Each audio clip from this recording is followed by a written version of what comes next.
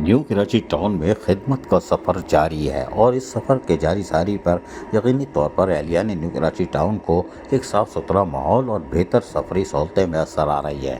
ہم نے کل بھی آپ کو بتایا تھا، لیکن آج ہم دوسری خبر دے رہے ہیں۔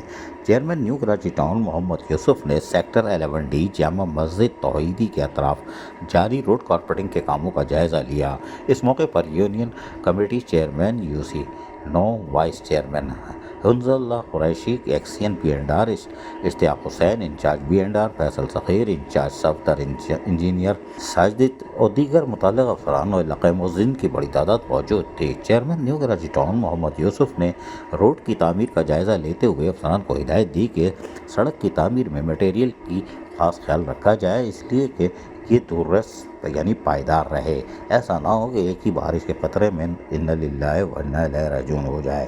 افسران نے کہا نہیں، کوئی بات نہیں، ہم اس کو کوشش کر رہے ہیں کہ سڑک پائیداری رہے اور اس کی تعمیر کو ہر حال میں مضبوطی سے ممکن کیا جا سکے۔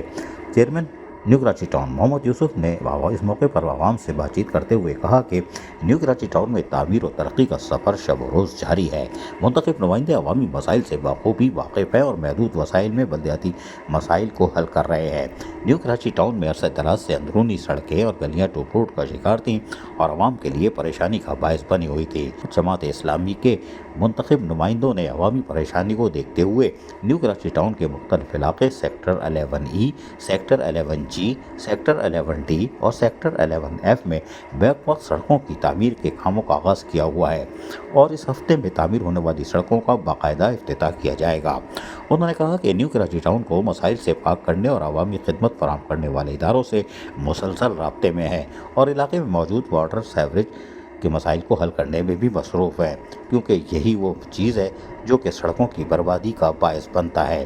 انہوں نے کہا کہ صحت مند ماحول کی فراہمی کے لیے پارکوں پر بھی توجہ ہے اور گرین بیلٹ کی تعمیر و ترقی پر بھی ہماری توجہ مرکوز ہے اور کام جاری ہے۔ عزیز عارف، KBS بلدیاتی نیوز کراچی۔ ایسی ہی خوبصورت ویڈیوز فیوچر میں حاصل کرنے کے لیے ریڈ بٹن پر کلک کر کے اور بیل آئیکن کو پریس کر کے ہم سب کے سبسکرائبر بننا مت بھولیے۔